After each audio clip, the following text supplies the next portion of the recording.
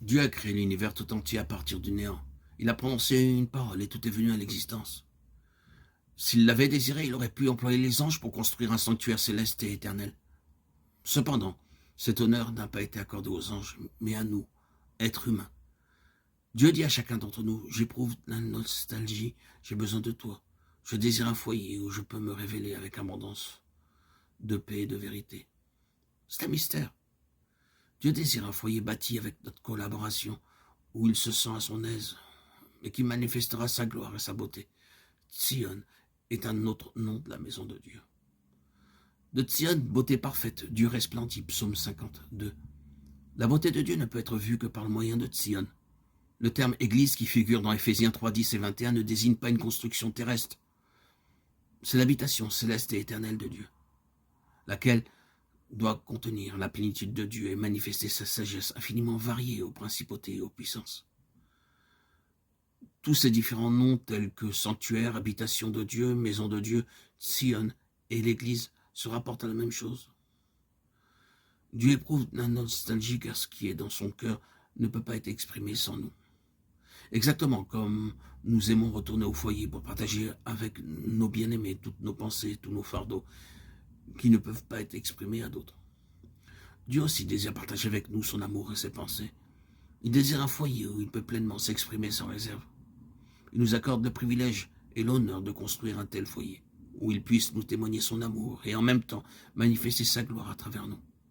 Chaque croyant, qu'il soit jeune ou âgé, riche ou pauvre, homme ou femme, lettré ou illettré, intelligent ou insensé, a une part dans la construction du sanctuaire céleste. C'est pourquoi Dieu a besoin de son peuple.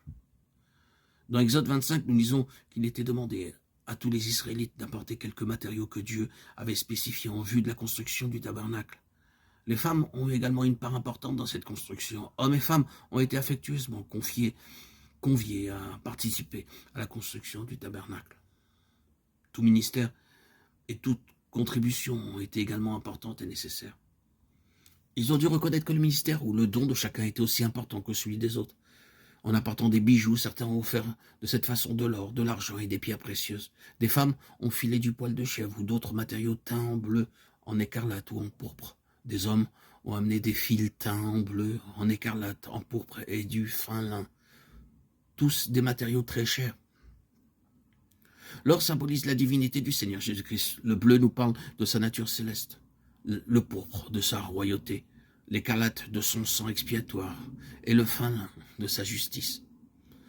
Pour construire quelques parties de l'ouvrage, le matériau employé ne pouvait pas être utilisé tel qu'il était apporté. Chaque femme riche ou pauvre avait le privilège de filer quelque chose pour le tabernacle.